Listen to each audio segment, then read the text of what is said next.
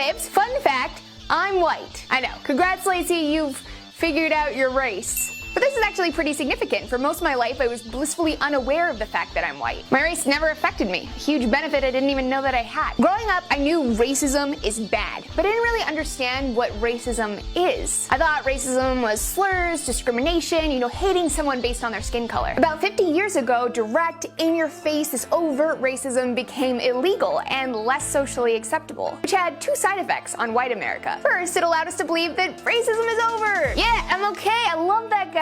Secondly, it enabled white folks to frame the ongoing struggles of the black community as a character flaw. So after Ferguson, a family member said to me, "Look, Lacey, black people have a lot of problems because they have a bad culture, bad values. They're violent, they're lazy, broken families. Look at them out there rioting like animals. That's not racism, that's just the facts." Whoa there, tell me how you really feel. Now, people usually aren't so blunt about it, but if you look closely, you're gonna see these sentiments about black America echoed everywhere. I taught school for 20 years. A lot of people of color who didn't want to work as hard, they wanted it given to them. They don't make a living for themselves. They just drop out of high school. I'm gonna have kids. I'm gonna get a welfare check. I'm gonna get my GED.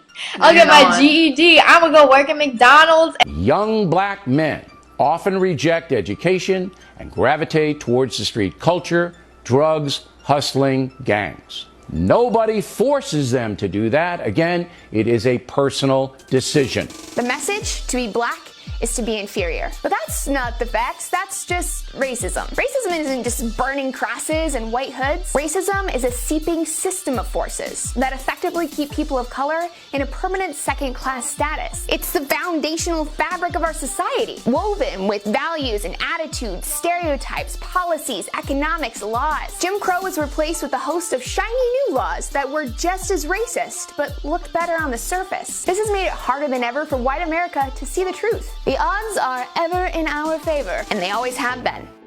Let's take a stroll down memory lane. Stop 1.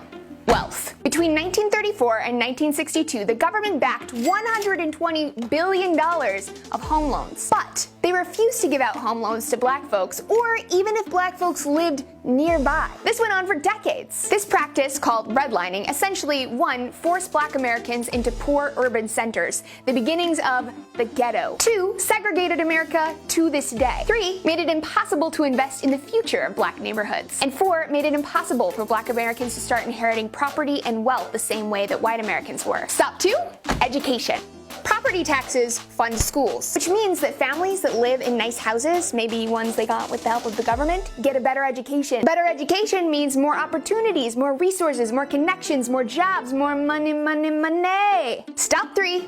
Jobs. The lack of educational opportunities meant that many black folks were relegated to low-wage manual labor. Today, when looking at the same exact resume, employers are 50% more likely to call back a resume labeled with a white-sounding name. Stop 4. Mass incarceration. Shortly after the civil rights movement, prisons became privatized for-profit businesses. Fill those cells, make those dollars, and they did. The prison population shot up from 200,000 to 2.4 million.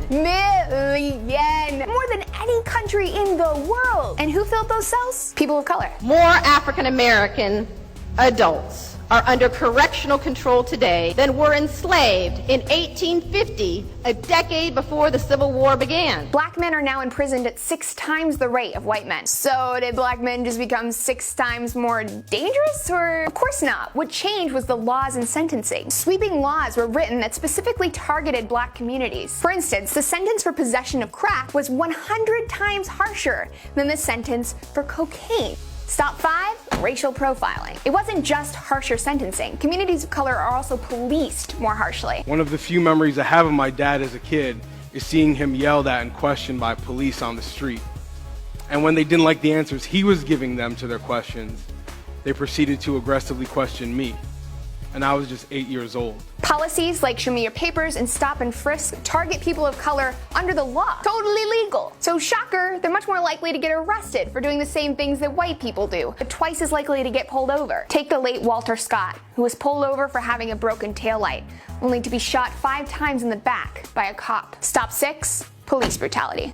Police brutality is front and center of the race conversation right now. Twice a week in the US, white officers kill black suspects, most of whom are unarmed. And the consequences are minimal, if any. Might even get paid a bunch of money for it. The police themselves admit to widespread usage of excessive force and racial bias. So what does America do? Oh, just give them military supplies, of course. Tanks, protective gear, firepower used in war, all the while wagging a finger at protesters that dare to be outraged by it. Sadly, this is all just the tip of the racism iceberg. We really need to ask ourselves, what's really causing the problems that we're observing in America? What advantages has white America been given, often without even realizing it? The first step in combating racism, and often the hardest step, is acknowledging it. Acknowledging that the system is unfair. Racism is a powerful institution built by 400 years of slavery, 100 years of outright discrimination, 50 plus more years of covert discrimination. A legacy that long in the making doesn't just disappear overnight. America got a lot of work to do. Links down below to some voices that you should definitely be following, as well as sources and lots more information for your thirsty brains. Lots of love, y'all. I'll see you next time. Mwah!